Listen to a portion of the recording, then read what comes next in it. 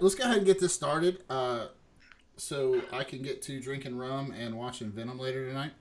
All right, everybody. Welcome to the Woodscast. I am Justin Woods, and with me, as on the usual, is my brother Shay Woods. What's going on, Shay? Hey, boo. And tonight, we have two extra guests. Shay, I don't know if I told you this or not, but these guys requested to be on the podcast. We're no longer begging for guests. They are calling us up. Moving up. Yeah. But today we got my buddy Gatlin. How's Gatlin doing?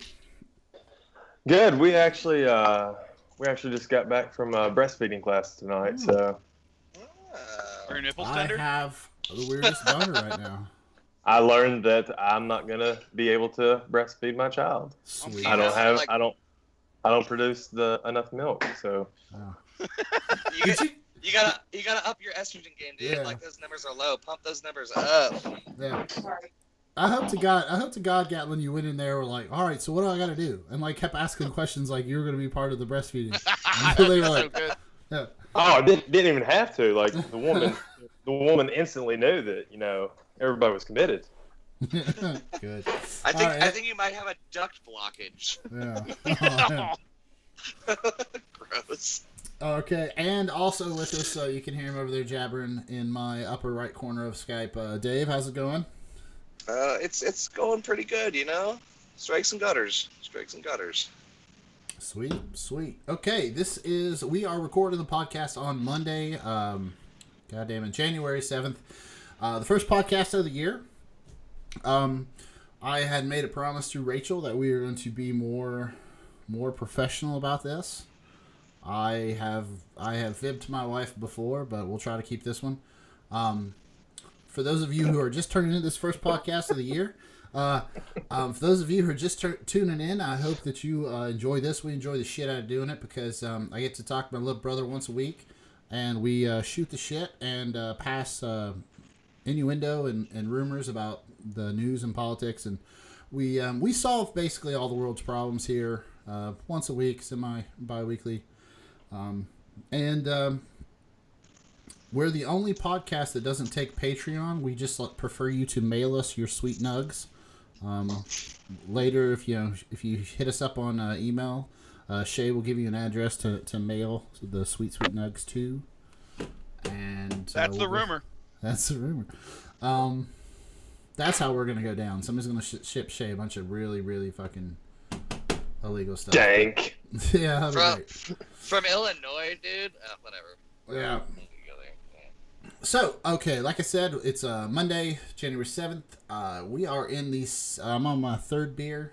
We are in the 718th day of the Trump administration. Those two things are connected.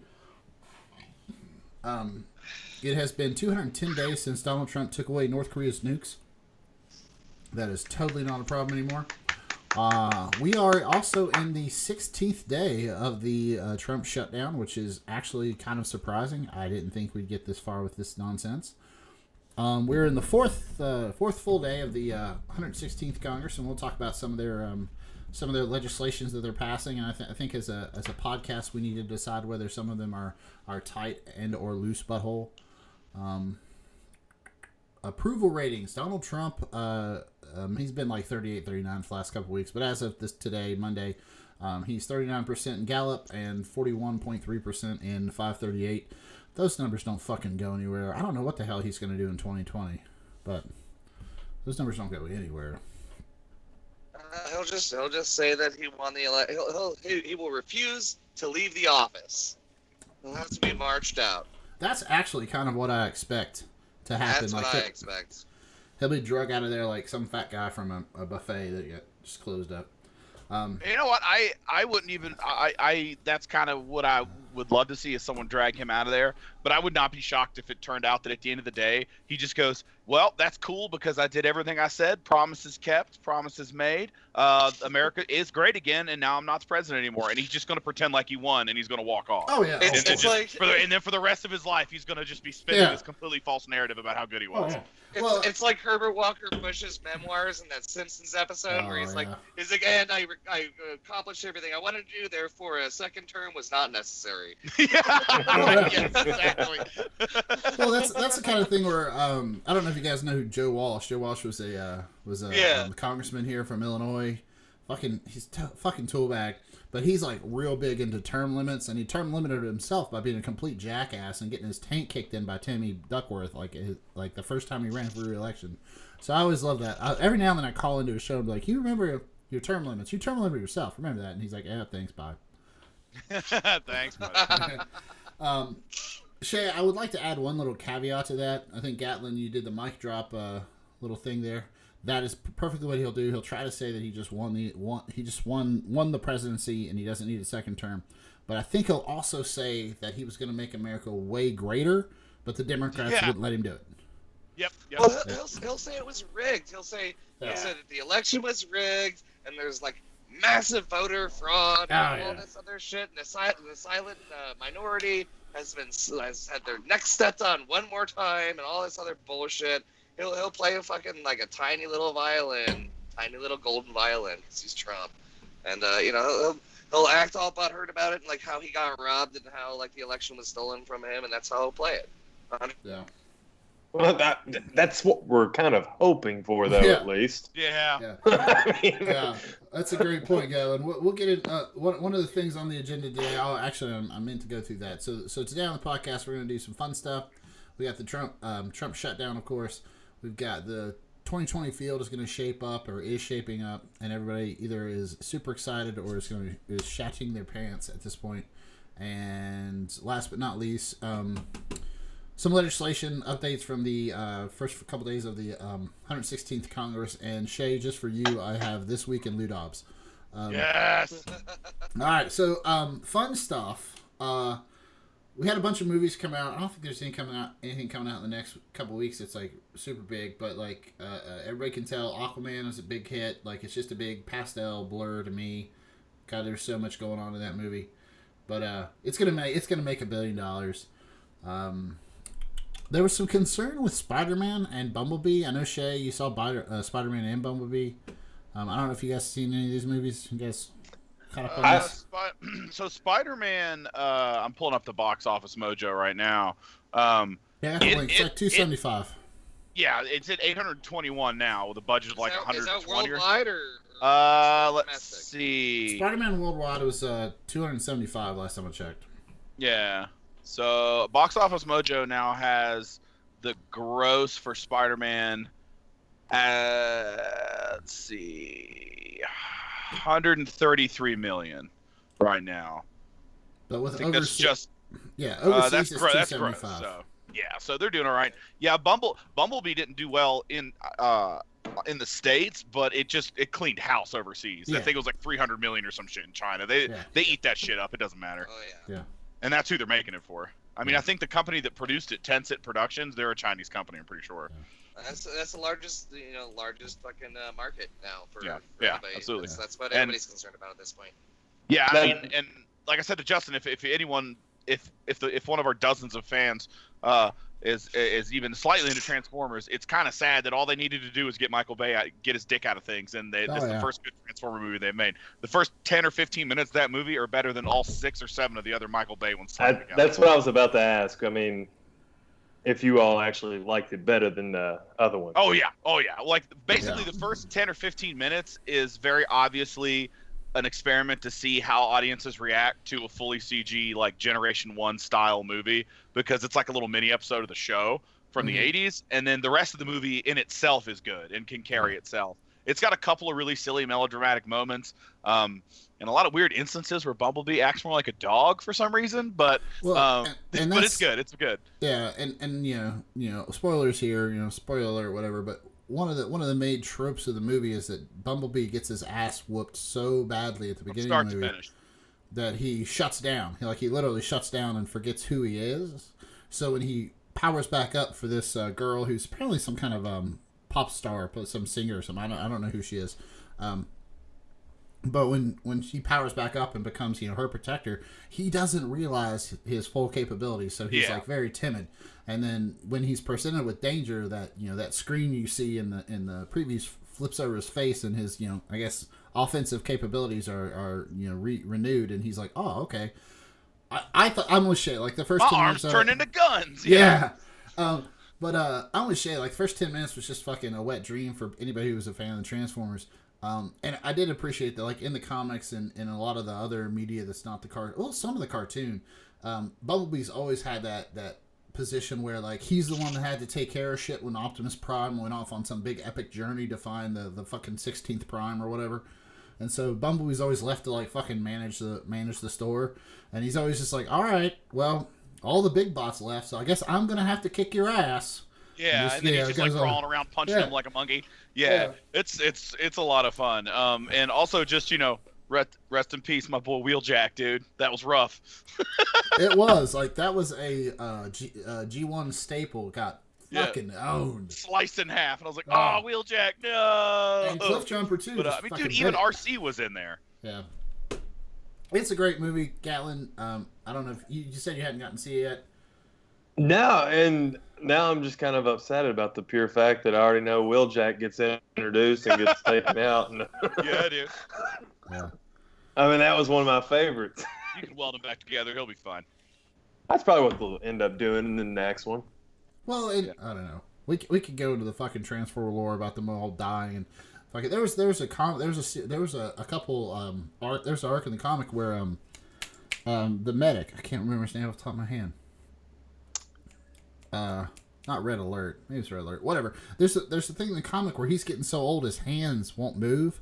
So, like, he can't help the other Autobots because he's so old. And they just fucking murder a Decepticon and put his hands on him. He's like, just goes about it. Like, yeah, the robots. We need more of that. Yeah. I mean, that's pretty much what I was doing with them when I was playing with them. Fuck So. yeah. Yeah. They only made it so long. Yeah, there you go. Yeah, the only thing that the reason I brought that up is because there's apparently a lot of worry because Spider-Man and Bumblebee, like you said, Shay, weren't doing very well domestically. But they're gonna make their money back. There'll be sequels. It's looking really good. Yep. Excuse me. Well, I mean, the Transformers sequels were already in the works. I think it was just a matter of how this movie did would determine what they do next. Because after Hasbro bought is it Hasbro that bought the rights to it? Yeah. Somebody bought the rights from whoever had it before, Mattel. I can't fucking remember. But they're interested. Hasbro. Somebody owns some shit, and they want to do a whole new series of movies. And my guess is they want to mine the '80s nostalgia thing, and we're going to get a whole series of Transformers movies that are just like, "Hey, 30-somethings, remember this cartoon in the '80s?" And I'm going to be that's what everything is now. But exactly. I'm into it. Whatever. There's certain things. G.I. Joe sucked, and I was let down by that. Yeah, I would love to see a good G.I. Joe movie. Yeah. The thing with Spider-Man was it was already out before they ever started like actually marketing for it. What? It'd been in theaters. Yeah, it'd been in theaters for. I saw trailers for that shit months ago. No, you just missed it. Shay's right. There were trailers out, but Gatlin does have a point. Like there wasn't a big push like there would be for a Spider-Man with Toby Hawk or somebody Keith or whatever the fuck that guy's name is. Yeah, they never. Liar. Yeah. Spider-Man with Toby Keith in it would be a better sell. You never see that with animated stuff because the ROI on animated stuff is always so much lower, and usually they bomb. And Sony's history with Spider-Man movies has not been good the last like 10 years or so. So I imagine they didn't want to spend a bunch of money on marketing, but thankfully word of mouth did what it's supposed to do because it's real fucking good. Well, you guys brought up the toys too, and you got to think about like how much that and the merchandising's worth too on these things. And it's really Hasbro, how they make the movies. Hasbro it's Hasbro that has the current license for the Transformers toys. Oh yeah. Sweet. So they'll make a mint. Good for them. Yeah. So those are all great movies. Go see them. They're fun. Like Shay said, the sequels are in the works. Apparently, they already have a Optimus Prime CGI G1 type movie in the works, and then there's also already in production is another animated movie for another animated Transformers movie. And I don't have any other information about that except all I'm seeing in my head is a current version of like the 1986 Transformers the movie, which will be fantastic. That was they did a phantom event of that, and we drove 2 towns over to watch it, and I made Rachel go, and she didn't see the movie. She wanted to go see something else, but she was like, I came out of the theater with the biggest fucking smile on my face. Apparently, she was like, "You were just so happy." I was like, "Fuck yeah!" Oh yeah, that was great. I did that too. I put 80 milligrams in my belly and went and saw Transformers. Yeah. Okay. 80? Yeah, dude. All right. Woo! We're big boys. Also, just one last final thing. Mortal Engines is still terrible, and I think it made it made negative dollars. So that sounds about right. Jesus Christ.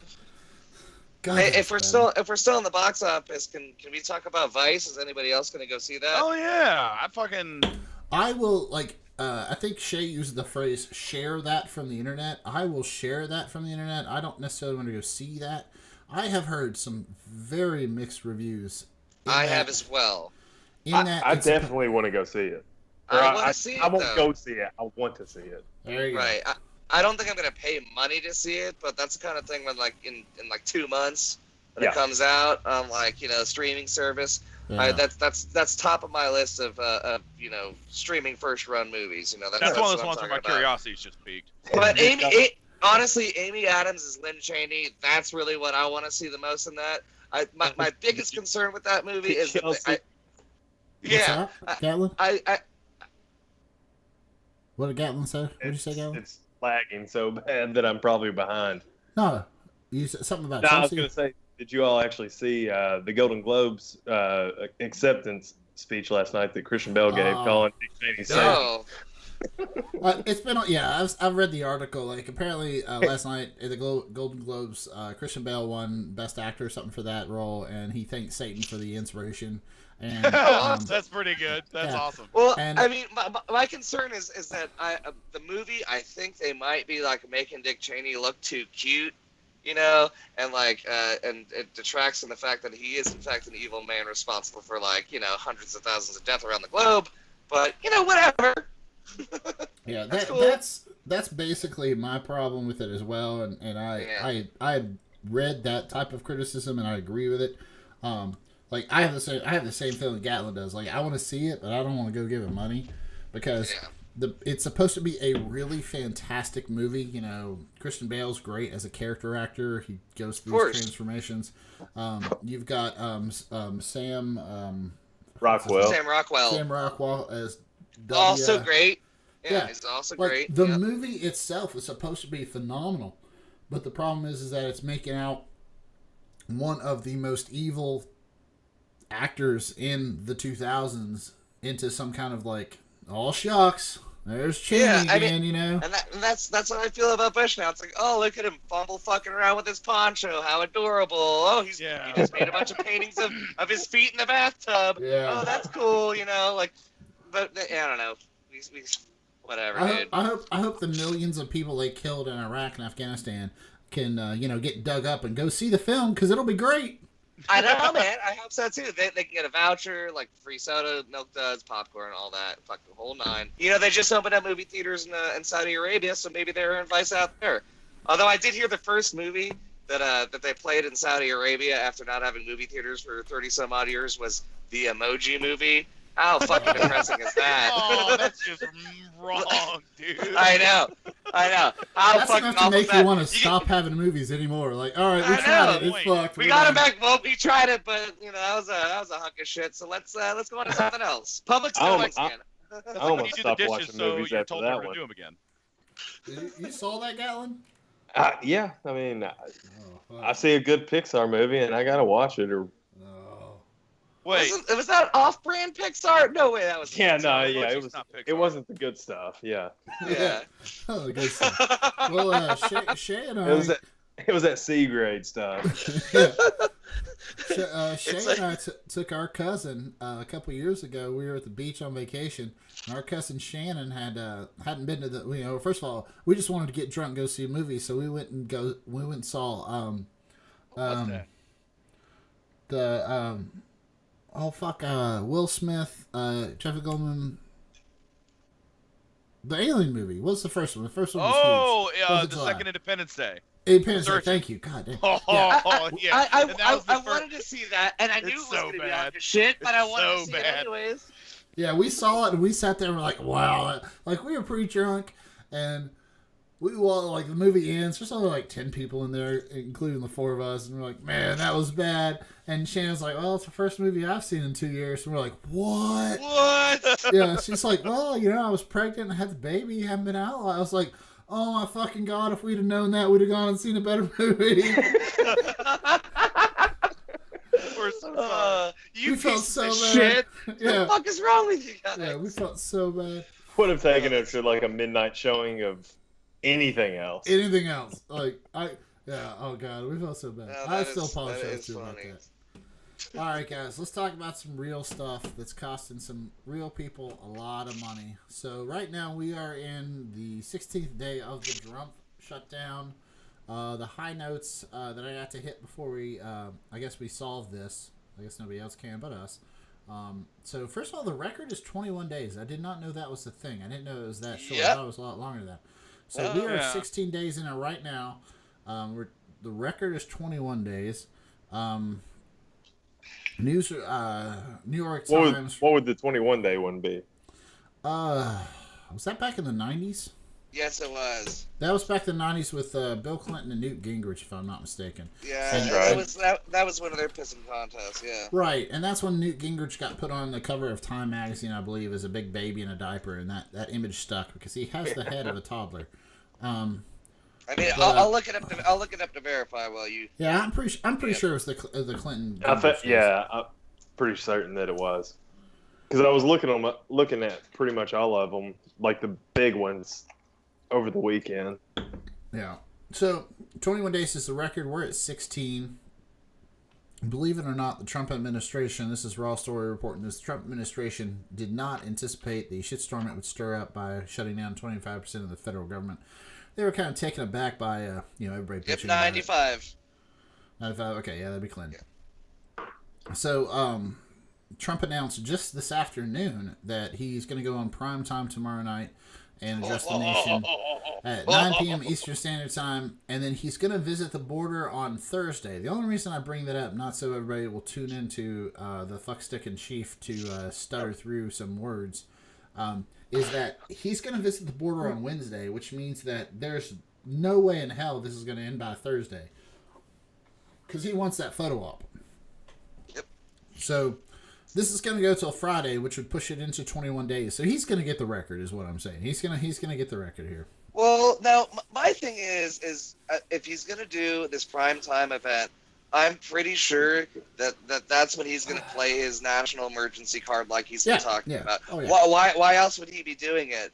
Which I mean, it's so fucked up that's when he's gonna declare a fucking national emergency. I mean, goddamn, come on, dude.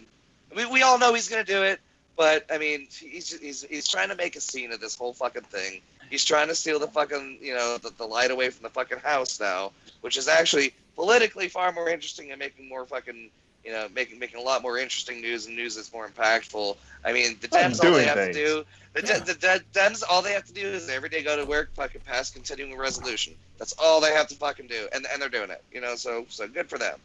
So That's this what state I'm of saying. emergency thing, I've seen the headline, but I haven't actually taken the time to look into it.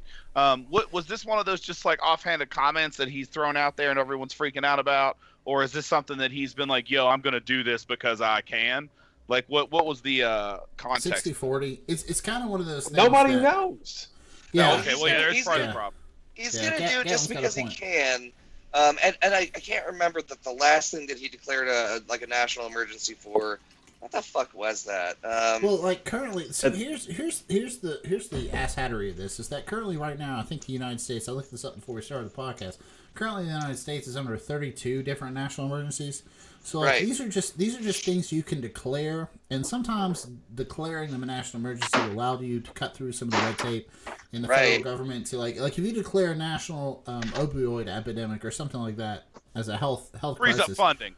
Exactly. Well, it allows you to allocate funding from a lot of different avenues. Is what it does. Right. So, Right. But if Donald Trump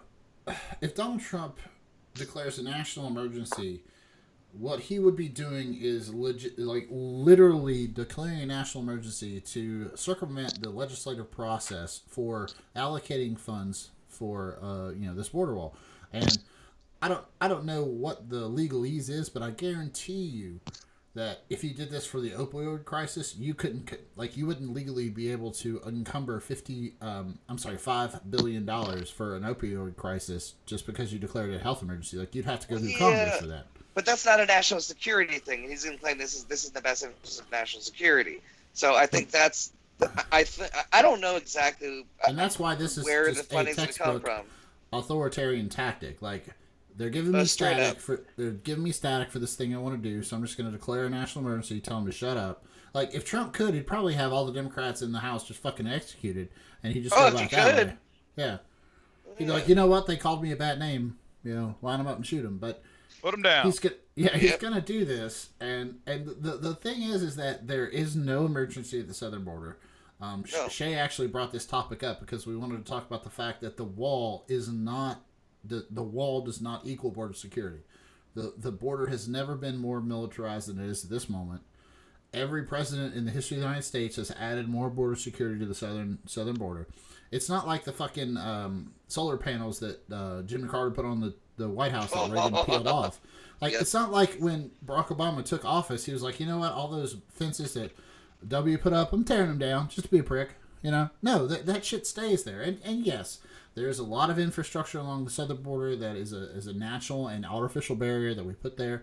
That guides people to the official points of entry where they can be taken in as refugees fucking totally legally. And that shit does need to be maintained and upkept and maybe expanded a little bit.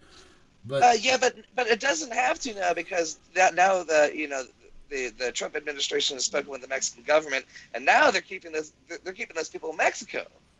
Well, yeah. Well, actually, Mexico has deported something like 100. The last number I saw was 100,000 people from their side of the wall. Right. So right. I looked it up out of curiosity. I think it was 2 years ago, just out of the blue. It was in that year, and I think it was like 2015 or something like that. Mexico actually deported 18 Americans back to America. Just, fun number. Yeah. Just to throw it out there. And was it you that I was talking to the last time I did this pod, where I talked about how actually, most of the illegal immigrants, I like to say undocumented, undocumented people. Visa overstays. Yeah, visa. Yeah. Well, they're visa overstays, but most of them come, and even the ones that plan on coming here and staying here, beyond their visa and all that, the ones that come here with the intention of being illegal or undocumented for an extended period of time, come through airports, build walls around the airports. That's what I'm saying. Yeah. This is some weird. It's I guess it makes sense that the New York Times has been reporting that the wall, excuse me, was a mnemonic device that they put together so that Trump would be reminded to talk about immigration whenever he went up on the stump. So, back in 2014, Sam Nunberg, and if you guys don't remember Sam Nunberg, he's the one when the Mueller probe started to go through his emails. He had that day-long meltdown. Like, he was going on show after show after show, just answering questions, telling them, like, I'm not going to give him all my emails. I don't have time to go through all my emails to give him the ones that are pertinent. Like, I make this much an hour. Like, that's not worth my time, blah, blah, blah. And by, 3 p.m., he was on MSNBC with, after he got actual legal advice? Yeah, he was on with, Kay Tur, and she was like, are you drunk? And he was like, what are you talking about? She's like, I can smell alcohol. Have you been drinking? Yep. He's so like, good. I don't know. Like, if I was having the day he had, I'd been totally fucking sauced on that show. I'd be like, yeah, whatever. But he fucked up all day long by basically like saying, oh, there's no fucking way I have to do any of this shit, and then someone in the middle of the day called him. I was like, yo, actually, this is super serious, and yeah. Oh fuck. Yeah. he got some spur of the moment legal advice, off camera, and all of a sudden realizes the gravity of the situation. And you know what? When he was accused of having alcohol in his breath, he probably did. I'd have just owned it and been like, I'm having a hard day. Whatever. I'm not at work right now. Yeah. I mean, this is the most Monday, Wednesday I've ever had, so fuck off. So in 2014, apparently when they were building up Trump to run in 2016, they were trying to come up with what his platform would be and what he would always fucking stump about. They knew that this motherfucker could not be trusted to read a script, so they tried to come up with something that would tie into his fucking vanity. So they said, hey, he likes to fancy himself a builder. Let's just say build a wall. And that'll always get him talking about immigration. So, Sam Nunberg and the soon-to-be indicted Roger Stone came up with this bullshit in 2014, and we have now not paid 800,000 federal employees for 2 weeks now. Over 2 weeks. because of these people. Can we pause for a second and talk about who some of these people are and what they do? Like air traffic controllers and you know, like park rangers TSA. and like you know.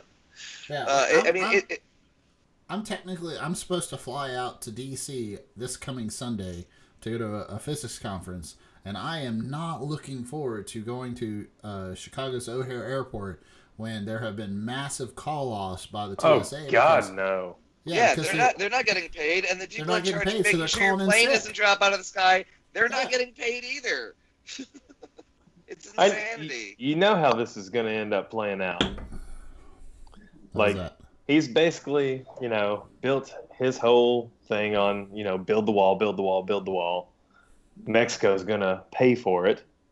You know, he's got his minions that no matter what, you know, they were saying, yeah, Mexico's going to pay for it. They're going to pay for it. Well, and now we're starting to compromise. In his mind, that's, you know, well, we're making compromises because now, you know, instead of Mexico paying for it, now it's, you know, we're going to pay so much, and now it's only $5 million. So billion. Good for me that I'm only letting, $5 billion. So I've shrunk it this much. It went from 25, 30 to 5. So I keep doing good. And well, I mean, that's classic. I mean, that's just not even classic. That's just like bottom level negotiation. I really, what I want is 5 or 10 of something, so I ask for 20. So when I compromise at 10, you think you've got me. I get that. You do. Everybody does that. You know, I'm looking for work. I'll do that in salary negotiations if you're smart. But like, the problem I have with this is, listen, like, ladies, I'd love to have sex with you. I'll take a blowjob. Exactly. Exactly. But at the end of the day, it's like he's going to come out being, you know, this was my plan the entire time. Well, here's my problem. Of course he is. People are going to be fine with it. I see so many people that will say, like, well, you know, really, and this is, you know, the math of this statement is pretty much true. $5 billion in the grand scheme of the entire budget of the United States. I mean, it's a lot of money, yes, but it's like it's not a huge chunk of the budget. I get that. But if you can tell me, if you can say, hey, so if $5 billion is nothing and you can fund the wall with that, you've got no excuses to why. Yeah. Well, no, there's no reason you can't fund a healthcare system. There's no reason you can't fund an education system. So don't give me that bullshit. And there is something to be said for the pennies make dollars argument. Like, you get enough projects that fucking it's only $5 billion here, it's only $10 billion there. Of course it adds up, but like it's just so fucking stupid, because if you were to can you imagine the shit, like, if the Democrats had shut the government down because they were trying to get $5 billion for healthcare. Well, they did shut the government down. Like, it's their fault. Yeah. So That's true. That is true. $3.9 billion of healthcare. Yeah, like, and that's like, come on, guys, like, go fuck yourselves. And it's like, I mean, I'm pretty sure Trump even knows that the wall won't solve the problem, but he knows people expect him to build it. So, God damn it, that's what he's going to do. It was his largest promise. Yeah. Mm-hmm. I mean, it's just the thing that, you know, we're not going to be able to convince, like I said, his minions. No. Right. That he's kind of reneged on what he said he was going to do, and then he comes back. What about when he starts cutting like their food stamps and their Medicaid and I mean, do you think that's what it's going to take, or do you think these people are unreachable? They're not smart enough to comprehend it. I understand that and that's the one thing, and I can't remember, I can't find like the clip or whatever, but one asked back in like the mid '90s when people asked him about his presidential aspirations, he said that, and he was a Democrat at the time, and he said, "Oh, I would absolutely run as a Republican because their base is fucking dumb." That's a fake quote. He didn't say that. He never said that. Well, I'm not saying that he said that like verbatim, but I mean that's what I'd heard. Is that not true? No, he did not say that. That was a fake. Really? Quote. Okay. Well, my apologies. I'm not trying to spread the fake news. No. But it's so easy to lean into that, because after you saw how he ran for president, and how he treats his supporters, and how he treats the presidency, you're like, right now, I think we should retroactively just make that a true fact. Like, we should go ahead and do that. It sounds about right. He makes so many things retroactively true. You know, like okay, just recently, like one of the things, little blips I got here on just fucking today was that we have 4 living presidents. George Herbert Walker Bush passed away, late last year. So when this whole wall bullshit was happening, we had 5. Donald Trump said, and Abe Lincoln's ghost. Yeah, and Abe Lincoln's ghost. So 5.5. So we had 5 living presidents. Two Republican, 3 Democrat, and Donald Trump said that he had spoken. He just offhandedly told somebody at a press conference, like, most of the past presidents agree with me. They wish they have done what I'm trying to do right now in their presidency, and he just said that. And like at the time, it was kind of up in the air whether he meant the 4 or the 5, like whether this conversation happened before George Herbert Walker Bush passed away or after. George Herbert Walker Bush's family and his son George W. Bush have said, my dad did not support this wall. I do not support this wall. So boom, there are your 2 Republicans. Well, he also Clinton said that most of the furloughed workers agree with him now. Yeah, he said the furloughed workers are, well, he said both things. He said that the furloughed workers and then he also said that most of them are Democrats. But so fuck him. So they're mostly Democrats, so fuck them. So like as the president thing goes, you got Bush, you got HW, and you got W out.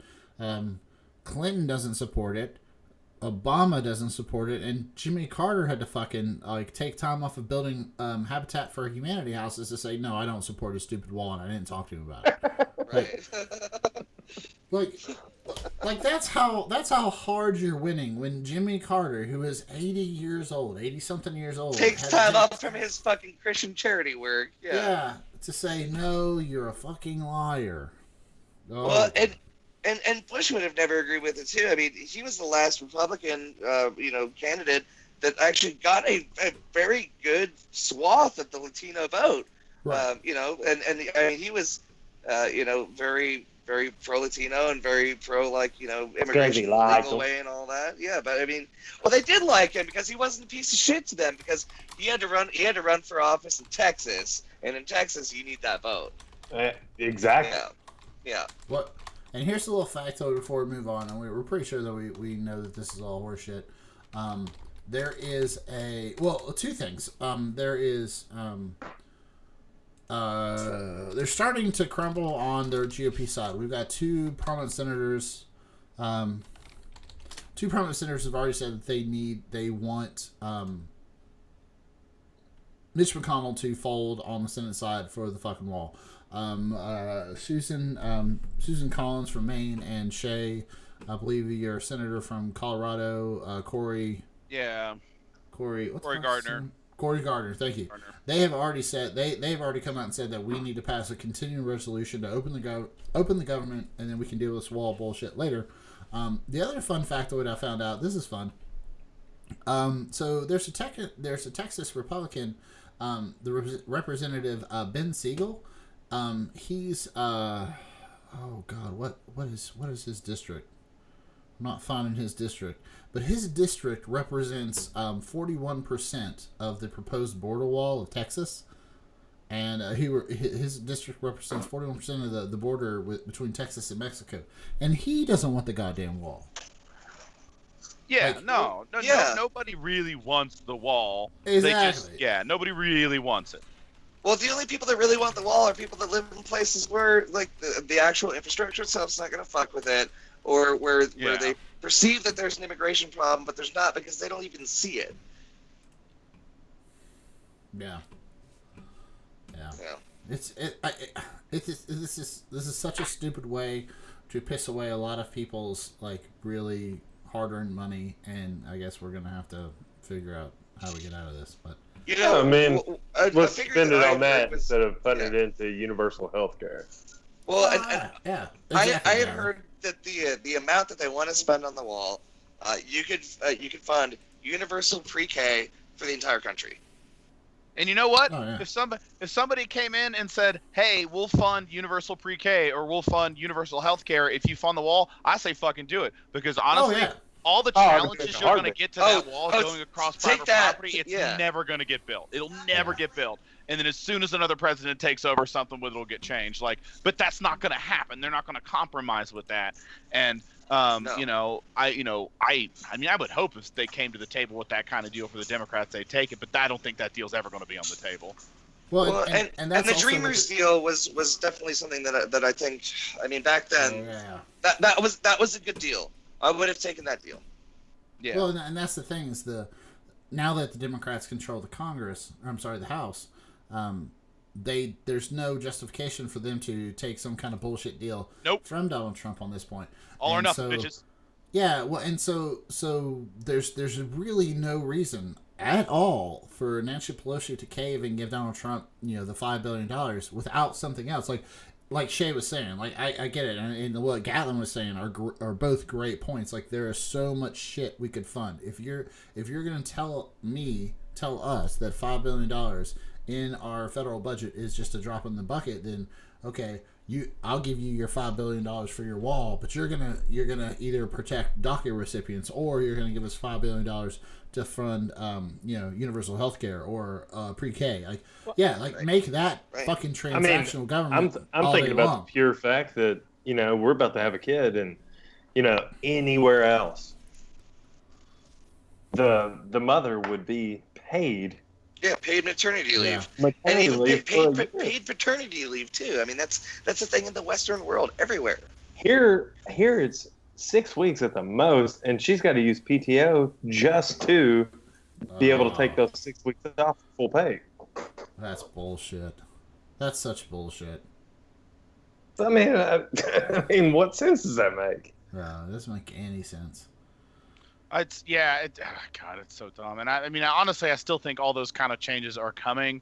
Everything we're seeing now is just the death rattle of what was once, the Republican Party and what we think of rational conservatism, assuming they don't fall into a horrible fascist police state. What's sad is how far ahead we were of, the rest of the world, 100 years ago. Yeah. And now we're so far behind in the places that it counts. Yep. And that's a great place to take a pause for the cause and let everybody go get another beer. Let Justin get another pitcher of beer. Let's shake. And we'll pick this back up. Yeah, everybody's going to take a tinkle, and we'll pick this back up and discuss the 2020 field and how those candidates are doing just what Shay and Gatlin just said. They're changing the window, the scope of what we can look at. All right. All right, ladies and gentlemen, we're back. I hope you enjoyed that short word from our sponsors. We were talking about how fucked up this wall is and how the new house had some really good prospects for doing some really good things, if not actually passing them, but at least moving what they call the Overton window of what we can talk about and what's acceptable to discuss.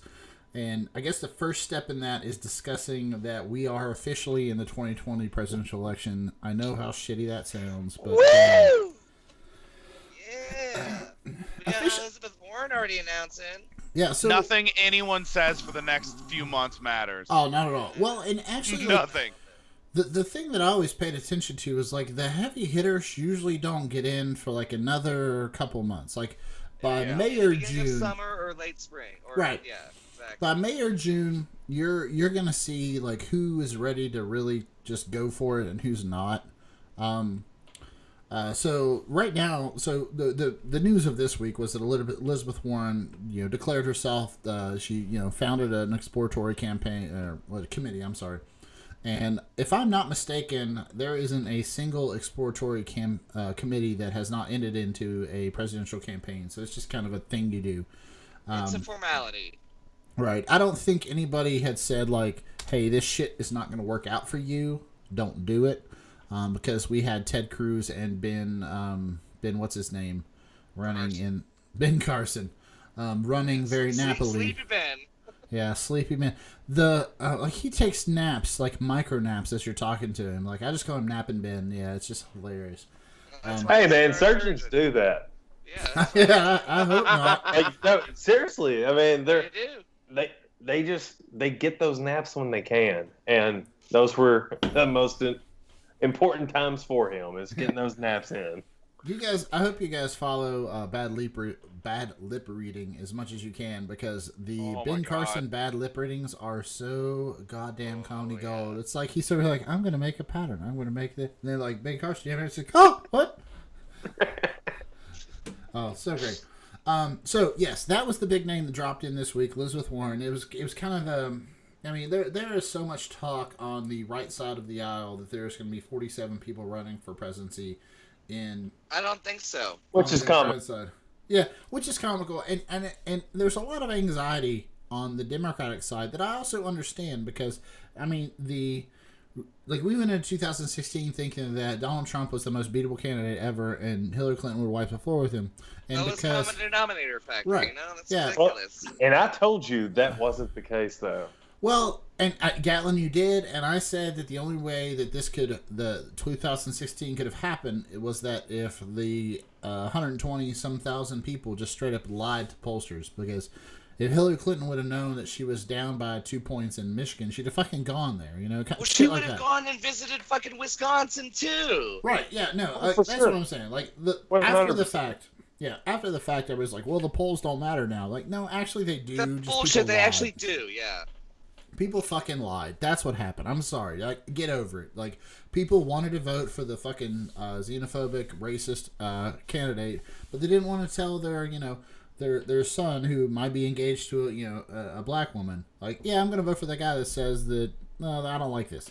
I mean, that's what I've always said. Tell anybody who you're voting for. Yeah. Yeah. That's what I always said about Trump. That's how it used to be. Yeah. Yeah. I mean, people that voted for Trump essentially decided that being a racist piece of shit wasn't a deal breaker, and that's kind of how I look at it. Yep. Yeah. No, what they decided was a deal breaker was actually they wanted to vote on their religious beliefs, which is not even what the fuck he. No. I don't know. Yeah. Speaking of which, I guess what was it? New numbers just came out about religious affiliation of people in Congress and in the House and all that, and overall by the numbers they're more religious, but that's also because it's considered like political suicide to say that you're not affiliated with a church or that you don't go to church, which is ridiculous. But I guess that's how it is. I can't remember the numbers, but like a majority of Americans said that they wouldn't trust a candidate that said that they were like atheists or whatever. I mean, that's like, I think atheism beat out like ISIS is like a fucking larger issue for And that those numbers have honestly been on the shift since Donald Trump was elected, because like, as a country, we are becoming less Christian and more polytheistic as the day goes by, because of course more and more people are just not the fucking wasps that the Republican Party counts on. That's what we started the country on. Right, yeah, exactly. And Donald Trump's success as being like that guy that said that thing that might, your racist uncle says at Thanksgiving, like, that worked, and it's worked once. I don't think it'll work again. I really don't, because I don't think you're gonna turn another stone and find another 10 million people that are like, you know what? I didn't think he was racist enough before, but now I think he is. Or whatever. I don't know how those people think. No, that's definitely not gonna happen. Yeah. I don't think so either. I mean, honestly, if the child separation thing wasn't enough for these people, then I don't fucking know what's gonna be. No, it's because those people are. Like, that big majority, they are Bible beaters, and they're stuck in their ways. Like, they don't care if he's a good person, bad person. They are set in the way that Republican is Christian, Christian is Republican. That's the way I'm voting. Well, and I think really what it comes down to for evangelicals and all that is they truly they're willing to let him get away with whatever the fuck he's done in the past, and willing to forgive him as a Christian or whatever, because he's gonna overturn Roe v. And that's what it's gonna come down to. To talk to both of your points, that's exactly what the transitional politics is. They're gonna overlook the fact that he paid off two women that he banged while he was married right before the campaign. They're gonna overlook that totally, because if it means that they have a legitimate shot at overturning Roe v. Wade, that's the transitional politics they're talking about. He's their Christian warrior. Right. Yeah. Well, Christian quotation marks. Yeah. In quotations. To Gatlin's point, They're not the majority though, Gatlin. They're that 45% that I'm sorry, not even 45. That 35 to 45% that is his base. It does make up like 80 or 90% of the Republican Party, but other than that, like he's shouting at this majority. This minority that's his, party majority that doesn't translate to anything except that, we elected you and we think you're the Emperor God King or some horse shit like that. I have so many people that voted for Donald Trump that I know personally that are like, you know what? All that shit you say on Facebook is totally untrue, Justin. I'm like, actually, the things that he says, it's completely true. Yeah, like the things. I'm just pointing out when he says something that's a lie, and they're like, no. And I'll show them factually how Donald Trump is full of shit, and they're like, well, I mean, he was fake news. Yeah, he's like, they're like, oh well, whatever. That's just that one thing, or that's fake news, or it's been misrepresented and all that. And, I know Fox and Friends didn't. He can't get a fair shake in the media. Yeah, in that lame stream media. Well, let's pull this back around to the fact that we have the 2020 campaign, and so right now declared to run in 2020, we have Elizabeth Warren, senator from Massachusetts. Julian Castro. Julian Castro has formed a exploratory committee as well. I like both. I like Julian Castro. I like Elizabeth Warren. You've got Richard Ojeda from West Virginia. Shay, he's a state senator from West Virginia. Oh my God. That's so funny because he didn't even win the state. Yeah. Shay and I are from West Virginia. He's killing it, dude. Gatlin's from Kentucky. He's next door. Dave, I don't know where you grew up. Ohio. I grew up in Cleveland. So, I mean, you're close enough then. Close enough. So yeah. I live down in southeastern Ohio, just across the fucking river from you folks. And it's you're a probably close weird to spot. Pittsburgh, or the Pennsylvania, West Virginia. Parkersburg, Marietta, like that right there. Or, yeah, I mean, Huntington. Huntington's just right across there from Ironton? Is that right? No, Portsmouth. Chesapeake. Chesapeake. Anyways, I thought you guys were close to Portsmouth, Ironton, all that. Yeah. But Richard Ojeda, who is the state senator in West Virginia, state representative, was running for the Senate seat, lost to a woman who didn't want to campaign at all. She didn't. She did it all. Yeah, still won. So he's filed paperwork to run, whatever. John Delaney, he was the first guy. Oh, John Delaney! You guys forget about this guy. That's right. I forgot about him. In August of 2007. Very easy to forget about. Yeah. First of all, if you guys would like to Google John Delaney, he is the daddest dad who has ever dad. He looks like everybody's either dad or older uncle. And he looks like he's the guy that tells your dad to clean his gutters. Yeah. What's that, Gatlin? I said blue jean shorts, white New Balances. Yeah, exactly. This guy. Okay. Yeah, but he declared in August 10 of 2017. So that's the field right now, and of course the sitting president Donald Trump. But the tension and the anxiety is that we will, and I get this. I get this. I understand it. When there was an open seat to run against Barack Obama, or I'm sorry, when it was open on when it was open on both sides, and we had the Democratic the Democratic primary and the Republican primary. The Republican primary was a fucking circus. They had 11 debates. There were many podiums. There were 17 people sitting there, and everybody said that Donald Trump was just a fluke candidate trying to raise his profile as a media. It was ratings for The Apprentice. Exactly, and he kept polling higher and higher, and all the serious candidates kept trolling off to 5th or 6th place, and it was an absolute fucking circus. Did he win Iowa? I cannot remember off the top of my head. He did not win Iowa. Not win Iowa. Well, that's I think Cruz won Iowa.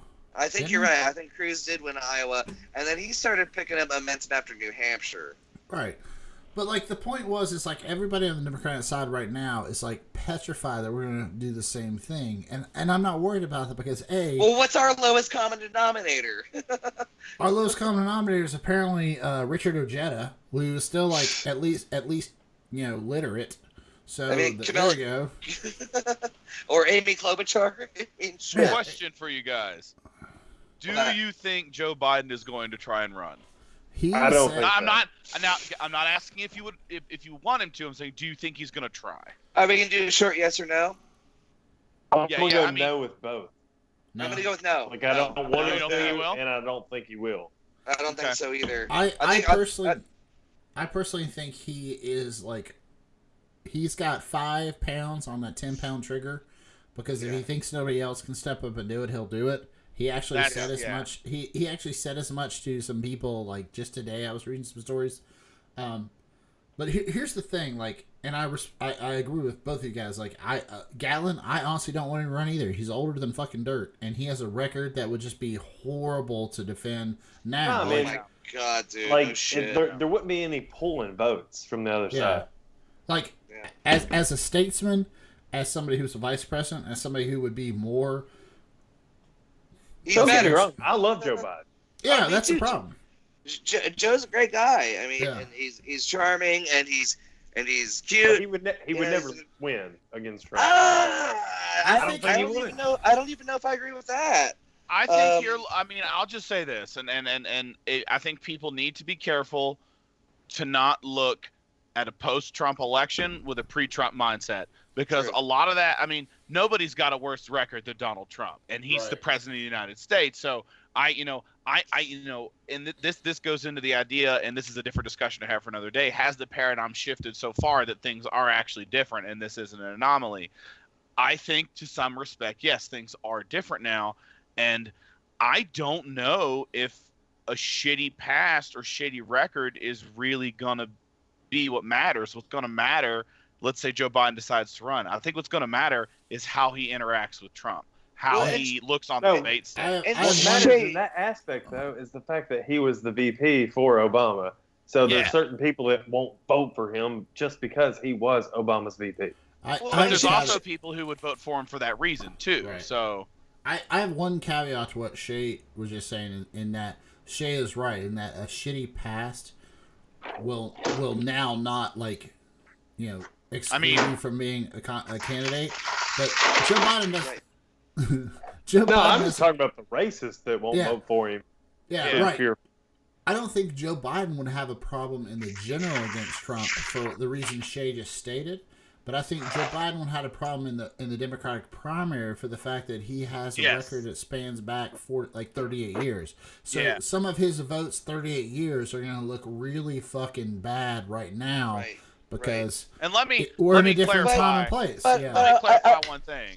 I want new blood. I'm not saying I'm pushing for Biden. I'm saying I wouldn't be surprised if he ran, and I wouldn't be surprised if he made it to that point that he could do well on stage with him. Oh yeah. Well, but at the same time, I want that.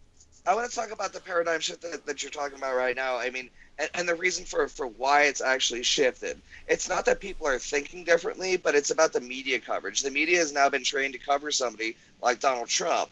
So I think it's a lot easier to basically leave your past behind you and focus on your current message that you have right now, moving forward, because that's kind of that's the narrative that has been set forward by Donald Trump.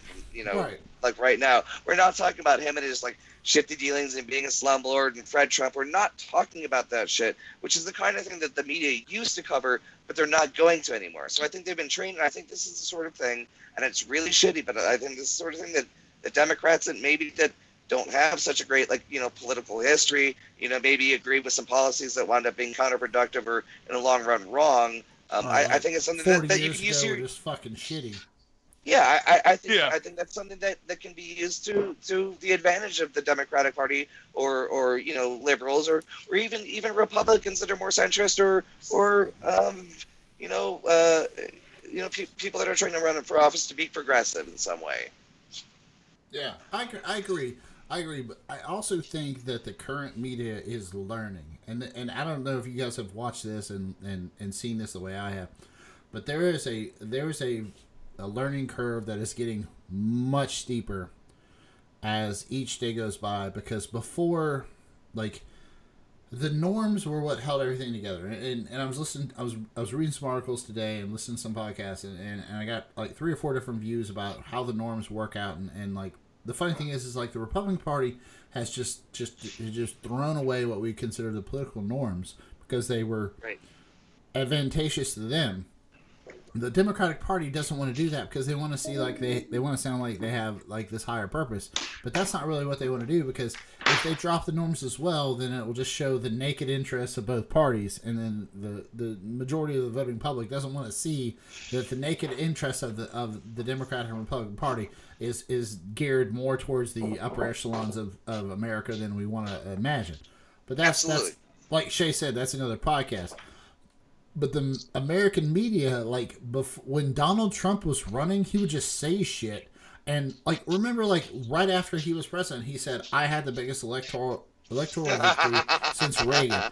And the CNN anchor, I forget his name, he goes, sir, that's not true. He's like, well, that was something I was told. And he was allowed to just get away with that. Right. And then, like, fast forward a month, and they're like, no, that's not true. And that thing you just said is not true. Like, we've stopped just letting the sitting POTUS just. They stopped calling him out and actually like pressing him and like fucking. Well, yeah, they stopped letting the sitting POTUS use his bully pulpit when to supersede their journalistic ethics, because Donald Trump has just taken advantage of that pulpit. Like, he will just say whatever he wants to say, and then he will go, whatever, you're fake news, fuck off, and turn to the next guy. And then he lets his press corps clean it up too, which is fucking.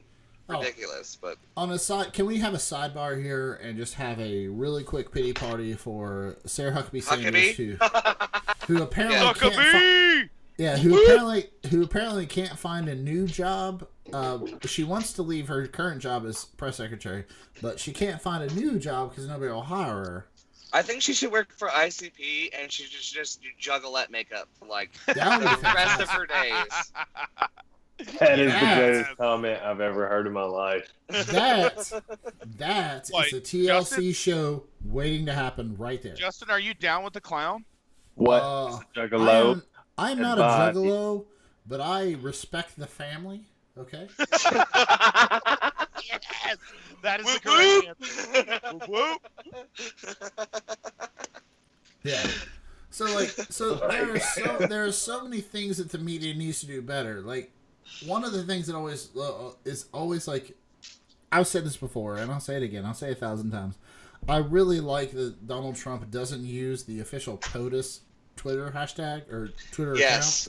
Yes, but that's there's a lot of reasons why he doesn't do that. Well, there's a lot of reasons on a different podcast. Yeah. There's legal reasons. There's archive reasons. There's a bunch of shit. But it also allows me to send some really fucking rude stuff to the sitting president of the United States, but quote-unquote still respect the office. Right. Yeah. Right. Yeah. I know I'm splitting hairs. Don't fucking email me. Actually, somebody email me about this because that'd be great. I think... Can we back up for just 1 second and talk about how... We can back up for 5 seconds. Well, cool. Well, let's back up for 4.5 and talk about how I think in the media right now, we don't... Is Gatlin in the bathroom? Hit the mute button, Gatlin. Medium, folks, but we have visual here. Gatlin, are you indeed honking out a dirt snake? What are you doing? He's doing the yellow trickle. We're doing that. Okay. I think he muted himself. Yeah, he did. Good for him. Should have been muted, right? Yeah, it was. Yeah. We can still see you.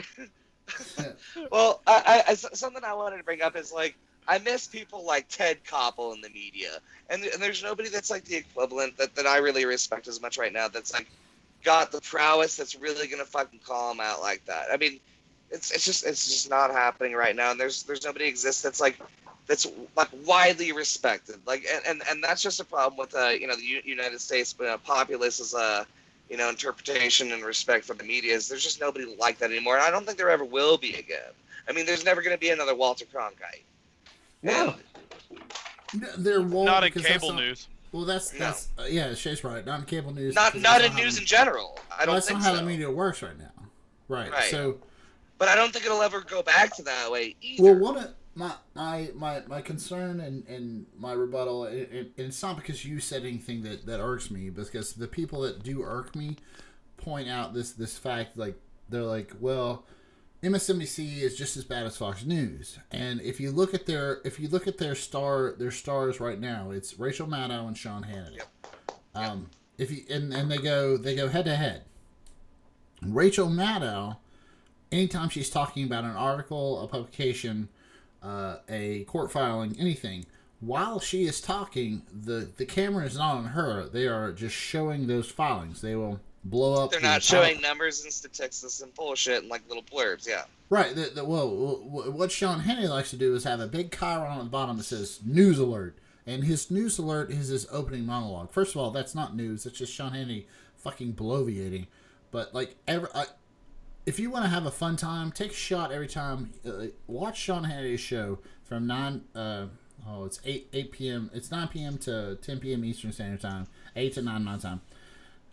Get yourself a bottle of Jose, sit down, chill it, and then take a shot every time there's a breaking news chyron about the bottom of his show. Because, if Sean Hannity says, I don't like this article, that's breaking news apparently to Fox News.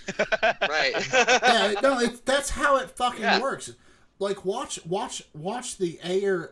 entire A block. His opening monologue is breaking news.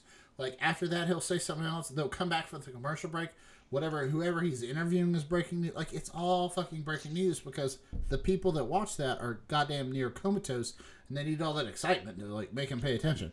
Can we talk about Tucker Carlson for a moment? I just have a comment I'd like to make about Tucker Carlson. Is it about how much of a white nationalist he is?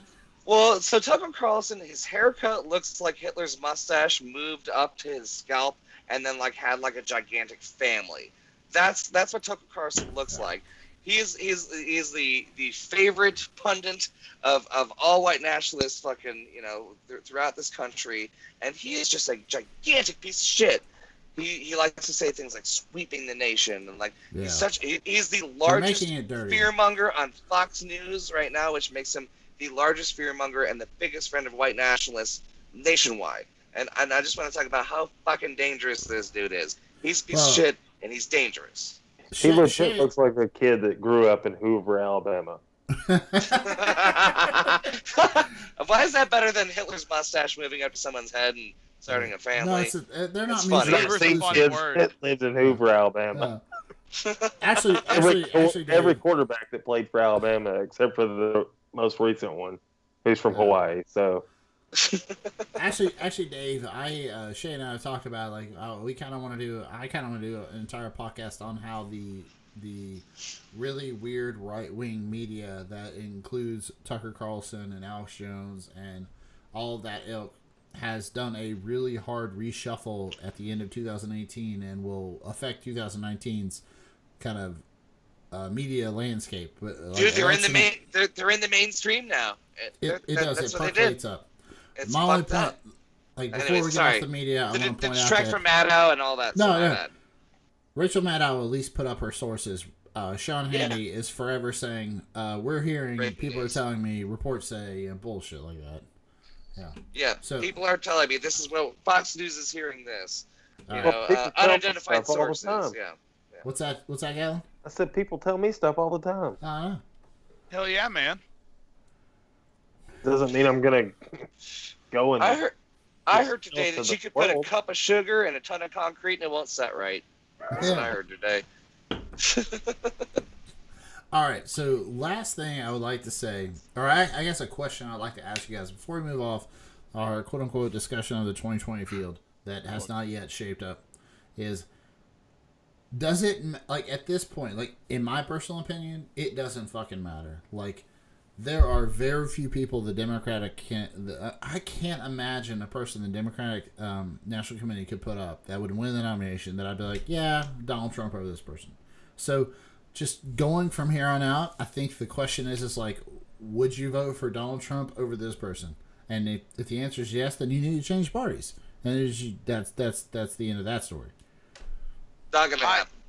I mean, I really think what this is going to come down to is putting a person on the stage that can, and this is very important because a lot of people I've seen will say like, well, the Democrats should play dirty too. No, the difference is the Democrats should play hardball, but they shouldn't get down on the level of the GOP. And those are two very different things. Very true. And if somebody can get on stage and give Trump as good as he gives it out, I think it'll work out, because like, I hate to say it, but right now politics is basically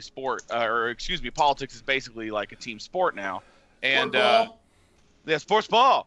And the problem, I mean, and it sucks, but like, and I do think there is some crossover in that Venn diagram of people who can stand on stage across from Donald Trump and make him look like a jackass and would also be a good president of the United States. Unfortunately, like Hillary Clinton did one of those two things. She would have made a great president, but she doesn't have a good stage presence. And as sad as it is to say, whoever runs against him in 2020 needs to have that stage presence, because that is what Donald Trump has been doing his entire fucking life. And the people that voted for him based on this reputation that he has from The fucking Apprentice. So the person on stage needs to be able to go toe to toe with him in terms of that verbal sparring / drama. Honestly, there's a lot of people who are smarter than him that have the skills to just throw his shit back in his face. Oh yeah. The difference is, are they going to run? And I wouldn't mind someone super older. I'm not saying Bernie Sanders or Joe Biden, but somebody in that age range can run. That's fine if you have someone younger as your VP. And that's the key. Like, that's got to be the thing, because otherwise it just looks like more of the same old bullshit. Sure. I mean, I guess I would say that I would hope in this next election, bringing up like this person or this person, this person or Trump, and you say that, well, I would hope a lot of people would change party affiliations. I think, not that I think, I hope a lot of people's personal political identities are about to change. I don't know if that's actually what's going to happen, but here's the thing: is he no longer looks like an amazing businessman that's going to run this country like a business. And now he actually, he will have a 3 almost 4-year-old record of actually being in politics and talking about how his experience translated over into being a competent fucking politician and a competent leader. And there's a lot of ammunition now that they didn't have the first time, because he was this outside person, this outside candidate that had never been in politics before, and that's what people really wanted. And he made a lot of promises, saying that he was the right man for the job because he wasn't a politician, but he also didn't have a political record. So now he does have a political record, and it is dog shit. I don't know if you looked at it on paper. It is horrifyingly bad. I mean, he makes Grover Cleveland look like a fucking, like the best president that there ever was, and like not corrupt in any way whatsoever. So I think the Democrats, they can pull the knives out, they can show their teeth, and they can actually, they need to not be afraid to bite. With a president like this, you don't need to play dirty to get votes. You just need to tell the truth, and on a stage that everybody has to listen to. And you have to watch Donald Trump on stage in a debate fuck around with trying to defend stuff that's like absolutely totally a lie, with like a moderator that's totally going to point out that it's absolutely totally a lie. I think, and here's a prediction for a lot of these debates, I bet he drops out of a couple of these debates. Man, Dave, I tell you what, the only thing I took from that, man, imagine the position of the moderator in the next debates. Oh, woof. Holy shit, that's got to be something. I really hope whoever does that is going to be the kind of person who's like, well, actually, Mr. President, that's not true. Okay, they're going to need more Republicans to do it. Like Little John, no, you need to get DJs to do it so they can do that, bow, and like spin like records between, just to keep the fucking public's attention. Because I mean, this is going to be insane. It's just going to be just outright lies and fake news and wrong and all that. But what's the next version of wrong? I mean, like, there's going to be a whole nother level. That's something I'm excited to see. I don't know if my liver can take the next round of presidential debates, guys. I'm just going to say it right now. Woo! I drank a lot of Japanese whiskey on that last one. Yeah. I should not have driven home. All right. So, Gatlin, final words on the 2020 candidates that you're worried about, care about? Not really. I mean, it's just too old. All right, I'm sorry, it's just too soon. There's just nobody that has actually put their hat out there that I would actually be comfortable with voting. I mean, none of the good ones are going to do that yet. Yeah. I mean, that's the thing. I mean, that's really all it is. It's Obama was a not last minute person, but he was later. He was later. I mean, right now we have Elizabeth Warren and Julian Castro, and I don't think either one of them. Expose yourself. I mean, I feel like some of those people that are announcing now are getting in on it early because they know they have to get an early ground. Because, like, let's say Joe Biden decides to run, and again, he has, policy aside, dude has name recognition. So, like, when if he were to announce to run, that's going to be a way bigger announcement than Elizabeth Warren announcing to run. So, and like, it's just gonna. So they're trying to get in early. I'm honestly, the optimist in me hopes somebody that I don't even know about is going to announce to run, but it's probably going to be fucking Bernie Sanders or Joe Biden. Do you guys think Beto or the Kennedy kid's gonna run? I know Beto won't. I'd be okay with him as a VP, but that's just like I would be completely fine with him as a VP. Yeah, but not. And again, that comes back to what I said earlier. Like, okay, Joe Biden's going to run. If Joe Biden runs with like Beto as his fucking VP, I'm okay with that ticket. So you'll wind up with a relative no-name Democratic nominee if we do have a field that's got like 17 fucking people in it. I think that'd be great. I would love to see somebody we've never heard of up on that stage that just fucking shoots out of nowhere and starts, kind of like, like a senator from Illinois, Barack Obama. Yeah, somebody who comes in and is, no one's ever really heard of him before and just kind of stands out on the stage and because of the competition is elevated to the next level. I hope it's a younger person. Me too. Somebody more in touch with what's that word? Reality. Yeah, I don't want a geriatric president, man. But that's just a me thing. Like there's also just as many arguments to be said for having somebody that's older that has more experience. So this is a very much wait and see thing. Like the only thing you can do is time will tell on this. And any dumb bullshit I spew now after 3 glasses of whiskey doesn't matter in 6 months because it'll be a whole different ball game with whatever bunch of chuckle nuts are running for president. Exactly. And the only thing I would like to say to cap off what you guys have just discussed is that I agree with almost all of it, and most importantly that whoever runs and whoever is going to take the nomination needs to, like Shay said, be able to call out Donald Trump's bullshit. And I think it's not so much just be able to like stand up to him on stage, but just literally say, "Hey, that thing you just said, that was fucking not true." Like, that's not true. Bullshit. That thing's true. That thing's not true. Like shenanigans. Yeah, but there's so much. There's so much. He's got a record now. He's got a record. It's gonna be so easy to make him look just foolish and stupid and addle-brained, and we're still on the fence whether or not he can read. That's a thing. So, well, I mean, in our opinion, though, or in our eyes, the people you need to be worried about, the ones you want to focus on, are the ones who voted for Obama in his last term, but Trump in this term. Those people also shouldn't be allowed to drive. That's true. I agree. Or, make kids or buy a gun or vote. All right. One more thing.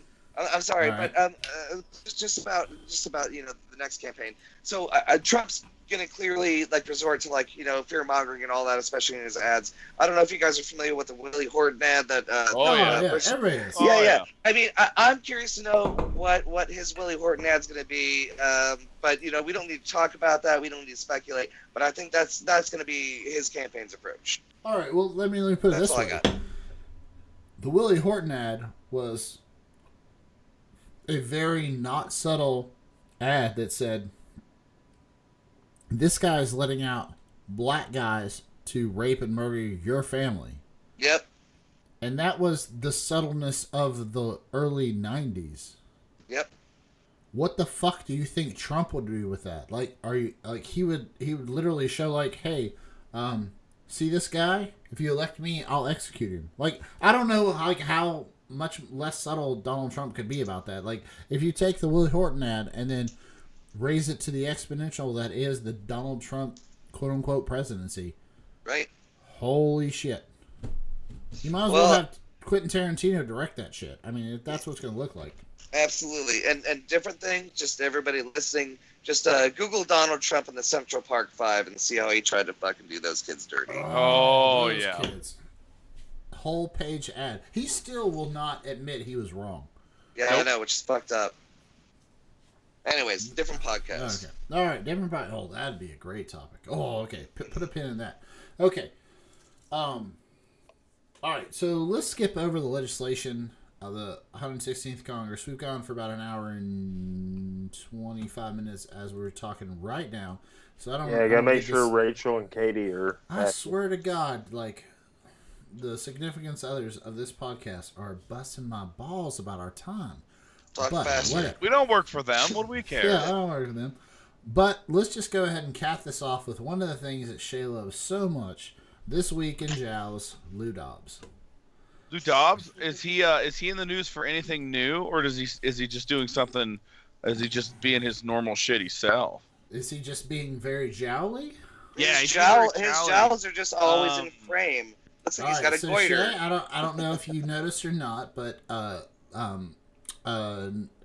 freshman senator, former presidential campaign nominee, former governor of, was it Maryland? Am I making this up? Mitt Romney? Yeah, Romney. Yes. Yeah, he lashed out at him. Yes, wrote an op-ed in the Washington Post where he that. lashed out at Donald Trump and said that it's great. You may be the president, but you are not a man of character, and my kids will not respect you, blah, blah, blah.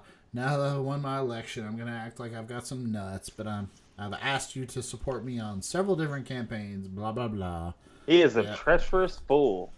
Yeah. So Lou Dobbs, in his, I can only imagine he said, "You are a treacherous fool."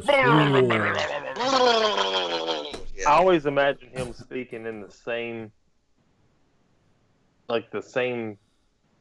his voice always sounds like freaking Star Wars. Yes. The Gungan King.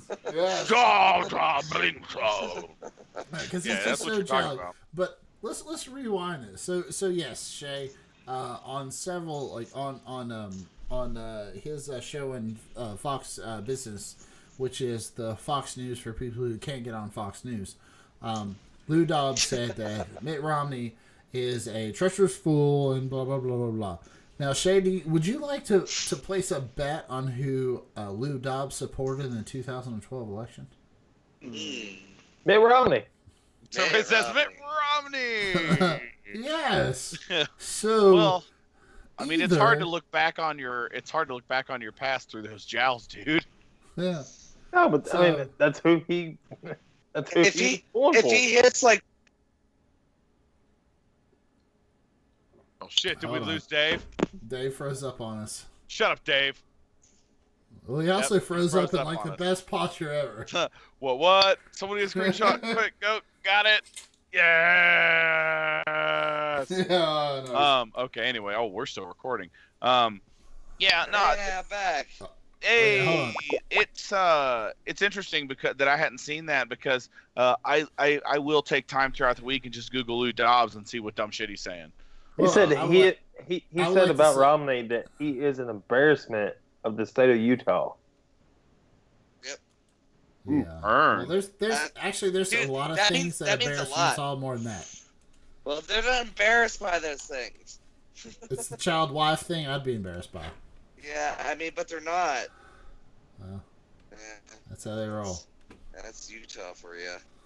I mean, so that's exactly Utah for you. I mean, talking about Lou Dobbs, the last thing that he really said that fucking stuck out with me was he was talking about the Mueller investigation, and he called the FBI like a bunch of goons or like a league of fools or whatever. I don't know if you guys remember, but like way back when, he was on MSNBC and he was like, he was their conservative spin guy, but he was pretty centrist. And I don't know exactly like what age you hit when all of a sudden like you change your mind about everything entirely and just start talking like a piece of shit.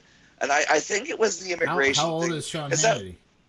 Oh, goddamn. I don't know. Internally or externally? Yeah. That's about the age you got to look at. Well, I just think he's of the generation where was probably a pretty good dude most of his life. Then all of a sudden he got really pissed off about Mexicans, and then like all of a sudden he decided to go full being mad at Mexicans for the rest of his life. Politically, I will not accept that at all, Dave. I am sorry. I will say that Lou Dobbs was a shit person from the day he was born, and his politics were shit from the day he was born. And then he was allowed to say that shit on Fox News and MSNBC and all that shit because they were like, all right, yeah, this guy's kind of a shit, but he's like center right or right of where the America is now. Well, now he's right. And that was 30 years ago. And now he's like, why the hell are the coloreds marrying my white girls? Like, that's where America has moved off from. Like, Lou Dobbs is still back there wondering why we're allowing interracial marriage. Yeah. And I guess like he didn't move. So he didn't move away. He didn't hurt us. He didn't hit a certain age. He just never evolved. No. With the rest of culture. No. So like back like 25 years ago, he was like totally somebody you should have on the news. But like, oh yeah, Lou's got some great ideas about this stuff. And then like fast forward 10 years, and like, yeah, he's so did Trent Lott. So whatever, well, you know. true. That's true. Should happen. All right, guys. It's about time to wrap this up. We have gone longer than any of our wives will clearly like. I don't know. I don't know what we're gonna do about that. That's not my problem. I think we should have a Thunderdome where we fight our wives for supremacy of the length of the podcast. But that being a side note, I would like to thank everybody who listens. We actually love doing this. We have a ball doing it. We have guests on every week. They actually call us up now and ask us to be on the podcast. We have a good time. We hope you enjoy the podcast. I would like to the start 2019 to ask everybody to go to iTunes and rate and like us on iTunes. We have about 25 people that listen every week. I would love to see 25 5-star reviews on iTunes. I think it would be even funnier to see half of those be 1 star because those reviews would be hilarious. Yeah, but just like and share this podcast. We enjoy doing it. We hope you enjoy listening, and we're going to keep doing it in perpetuity because you can't stop us. If you have a question, comment, or concern, you want to just shout into the void with us, hit us up. Hit us up at you can hit us up at thewoodcast1776 at gmail.com, or we're on Twitter at woodscast the, and then on Facebook it's the Woodscast1776. So I'd like to thank Shay for showing up for the other half of the Woodscast. He is holding up a bottle of whiskey or a beer. That's beer. He's still playing Red Dead Redemption. Yeah. As soon as this podcast is done, that's what I'm doing. But no. Are you drinking diesels, dude? Hey man, Resident Evil 2 is coming out January. Yes! Yes. Could not be more excited. We need to have an all gaming, all podcast. We need to do one of those like once a month. That's another thing we need to do. Oh, I'm down for that. Yes. Okay. So, and also before we get out of here, I would like to thank, as well, our guests on the podcast, Dave and Gatlin. Dave, thanks for coming on again. Thank you for having me. Gatlin, always welcome. Hey, this might be the last one before I bring in a little girl to the... It's illegal. The depths of this. Yes. Well, I know you wanted to get on before you had your baby girl. Do we have a name yet? Isla.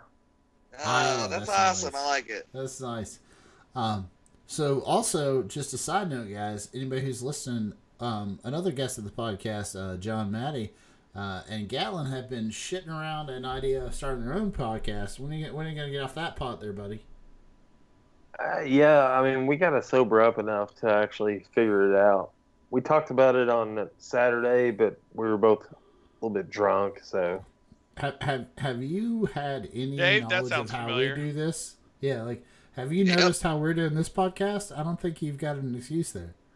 No, I'm just saying we were, I don't know.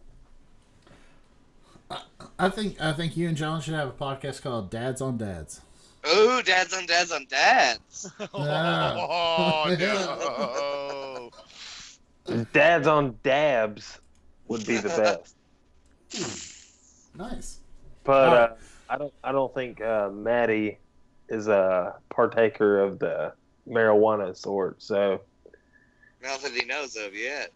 Hey, man, spice of life has changed, dude. That can, just shift your paradigms, bro.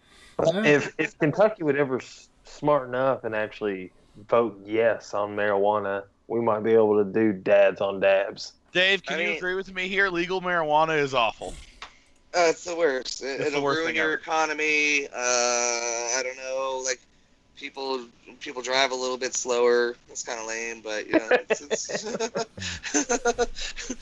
it's pretty awful. All right, guys. Thanks for being on the podcast. I think this is about the time Shay says, Toodles.